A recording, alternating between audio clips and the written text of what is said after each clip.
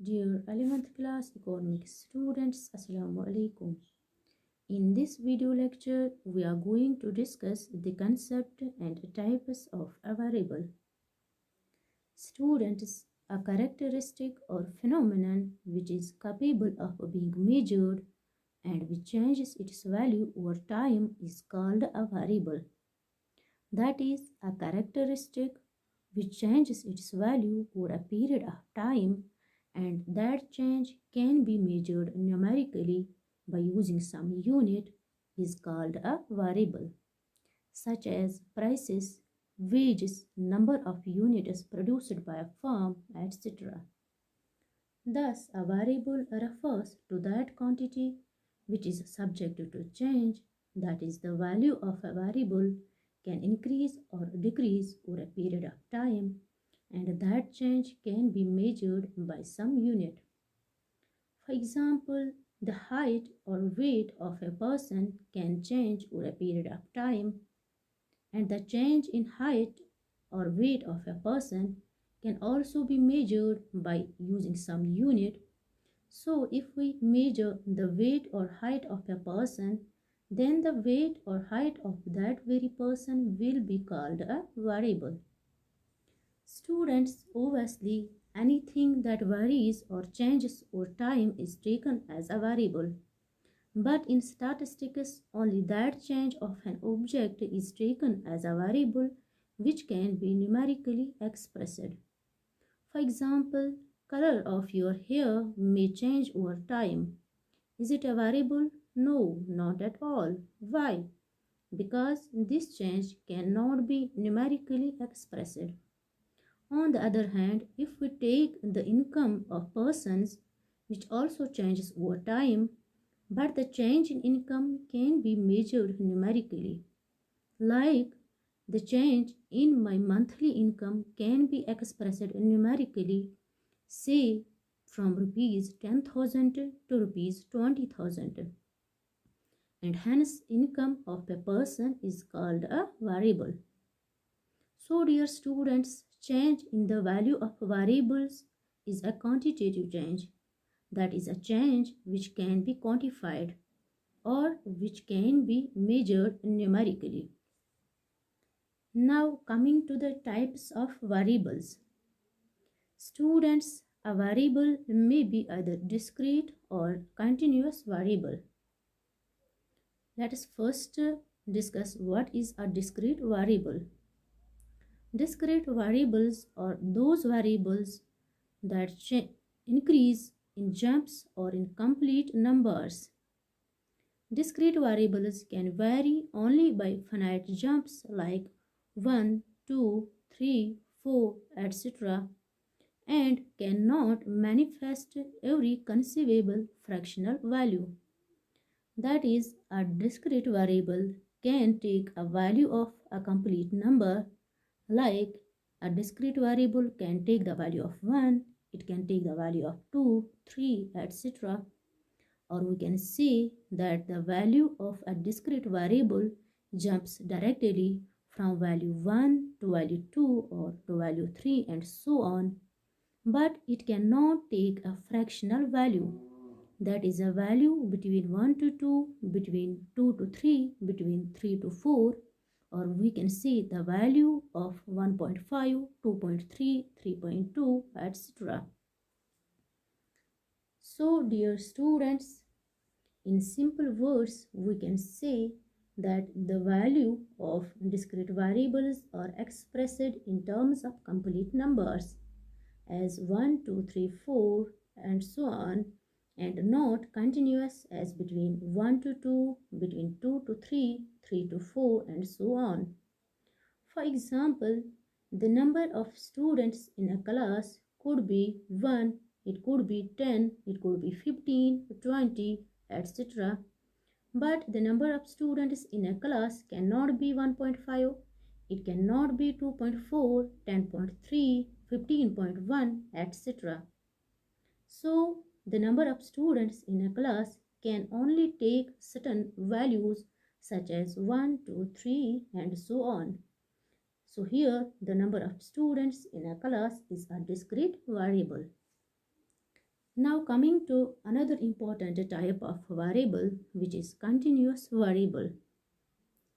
Dear students, variables that assume a range of values or increase not in jumps but continuously or in fractions are called continuous variables.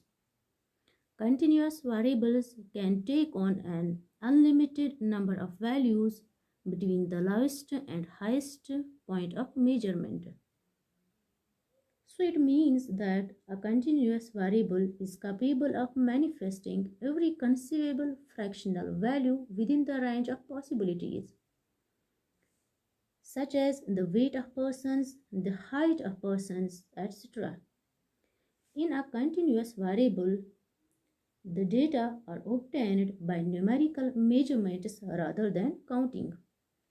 For example, when a person grows, say from 90 centimeter to 150 centimeter, his height passes through all the values between these limits, that is between 90 centimeter to 150 centimeter. That is, the height of a person can be 90.2 centimeter, it can be 90.5 centimeter, it can be 100.5 centimeter, it can be 110.3 centimeter, etc. Thus, a continuous variable can take a fractional value. Students, thus in short, we can say that the values of discrete variables are in complete numbers like 1, 2, 3, 4, etc. And data of a discrete variable can be obtained by counting, while as values of continuous variables are in fractions like 5.3, 5.2, 6.5 and so on, and such variable can assume any value within a range of possibilities, such as it can assume any value between 10 to 15, between 15 to 20, between 20 to 25, etc. Now coming to the difference between variable and attribute, that is, what is the main difference between a variable and an attribute? Dear students, variable, as we discussed in detail in our previous slides, is anything which changes its value over time, and that change can be quantifiable, that is, the change can be measured in numerical terms, is called a variable in statistics. However, attribute is defined as a characteristic or quality of an item under study, and a change in the attribute is only expressed qualitatively. That is, attribute is the quality of an item, and the change in the attribute is expressed only qualitatively. Examples of attributes are honesty, beauty, intelligence, etc. So, the main difference between a variable and an attribute is that change in the value of variables is a quantitative change, that is a change which can be quantified or expressed in numerical terms, while as change in the attributes is a qualitative change. Thus, dear students, qualitative change, like a change in IQ level of students, change in smoking habits of persons, etc., is called attribute. A change in the attributes is only qualitatively expressed as good, excellent, and outstanding. And the qualitative changes can at best be ranked as 1, 2, 3, where 1 stands for outstanding, 2 stands for excellent, and 3 stands for good. Dear students, in statistics, there is a separate section which deals with the analysis of attributes, and that section is called the theory of attributes. Theory of attributes deals with qualitative types of characteristics that are calculated by using quantitative measurements. Since the statistical techniques deals with quantitative measurements, as already explained in chapter 1st while discussing the characteristics of statistics, Qualitative data is therefore converted into quantitative data by using various ranking techniques in the theory of attributes.